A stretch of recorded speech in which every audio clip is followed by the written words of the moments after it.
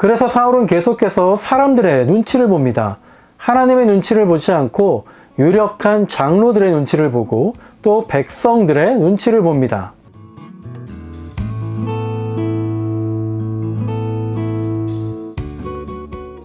썸네일을 보고 들어오신 분은 사울을 어떻게 예수랑 비교하는가 라는 의구심이 있을 겁니다.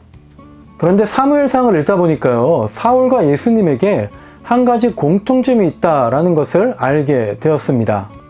그것은 바로 사울이나 예수님의 스펙이 당시 사람들에게는 무시받을 만큼 형편없었다는 건데요.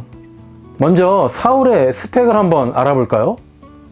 사울은 베냐민 지파 출신이었습니다. 베냐민 지파가 원래는 힘이 있던 유력한 지파였는데요. 요즘 말로 하면 금수저 집안이었습니다.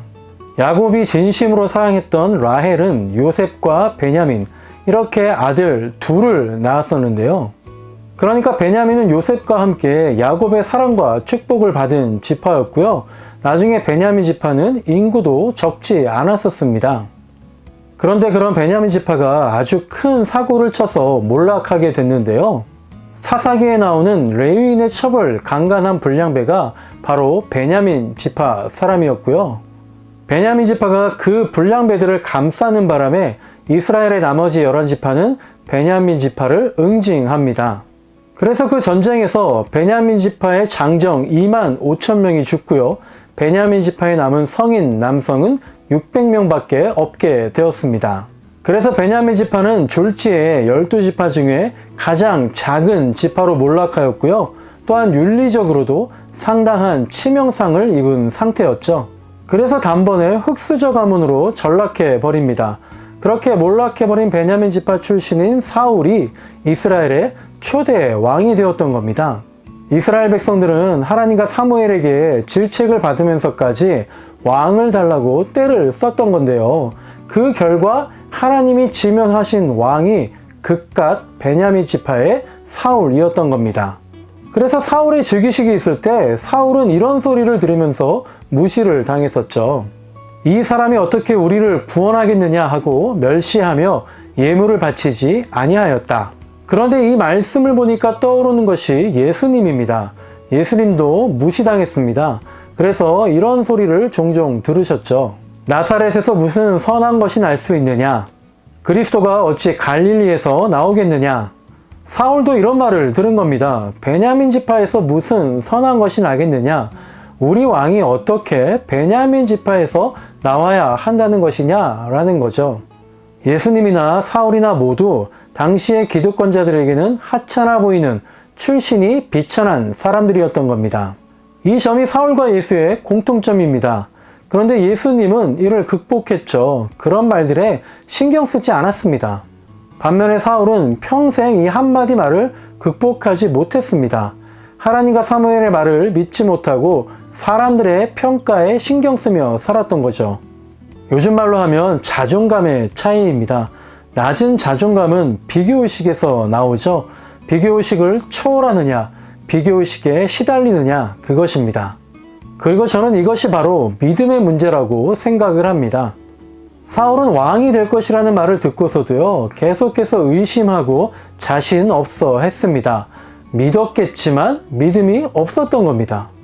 나 같은 사람이 무슨 왕을 하냐? 내가 그럴 자격이 어디 있냐? 내가 어떻게 할지를 노려보면서 지켜보는 자들이 저렇게 많은데 내가 무슨 일을 할 수 있겠느냐는 겁니다. 그래서 사울은 계속해서 사람들의 눈치를 봅니다. 하나님의 눈치를 보지 않고 유력한 장로들의 눈치를 보고 또 백성들의 눈치를 봅니다. 그래서 우리가 잘 알고 있는 순종이 제사보다 낫다라는 말을 듣게 된 겁니다. 사울은 이렇게 늘 초조하고 불안해했습니다. 자격지심에 빠져 있었습니다. 그래서 다윗에게도 그렇게 한 거죠. 처음엔 다윗을 사랑하고 옆에 뒀지만 사울은 천천히요, 다윗은 만만이다 라는 말을 들었을 때에 또 비교하게 됩니다. 또 자존감이 무너집니다. 그래서 요즘 말로 하면 공황장애에 빠져버린 겁니다. 반면에 예수님은 사울보다 더 안 좋은 스펙이었습니다. 사울은 그래도 공식적으로는 왕이었지만 예수님은 자칭 왕이다 라고 불리면서 놀림과 비꼬음을 당했었거든요. 그러나 예수님은 비교의식과 초조함, 모멸감, 낮은 자존감 이런 것들을 극복하십니다. 사람들의 눈치를 보지 않고 하나님의 눈치를 받기 때문입니다. 지나친 겸손은 자신의 한계를 넘어서지 못하게 합니다. 그리고 겸손이 지나친 것은요, 때로는 고집임을 알아야 합니다. 그리고 믿음이란 것은 고집을 버리는 겁니다. 나의 고집을 버리고 하나님의 고집을 따르는 게 믿음이죠. 겸손도 지나치면 하나님을 무시하는 겁니다. 내 고집을 부리는 겁니다. 사울이나 예수님이나 흔히 말하는 주류가 아닙니다. 사람들이 업신여길만 했습니다. 우리도 마찬가지죠. 우리도 비주류일 수 있고 인정받지 못할 수가 있고 그래서 초조하고 비교하고 자존감이 떨어질 수 있습니다. 바로 그때 우리도 선택의 기로에 서 있는 겁니다. 사울처럼 살 것인가 예수님처럼 될 것인가 말이죠. 그런 면에서 사울은 끝내 예수가 되지 못했다라는 겁니다. 그런 면에서 우리는 예수님처럼 되어야 한다는 겁니다. 하나님은 우리 각자에게 감당할 수 있는 소명을 주셨습니다. 그때 우리가 기도하며 순종해야겠죠. 그렇게 하면서 결국 우리도 예수님처럼 맡은 바 소명을 다 할 수 있으면 좋겠습니다. 이상 바이블 토크 사울은 왜 예수가 되지 못했을까 였습니다. 감사합니다.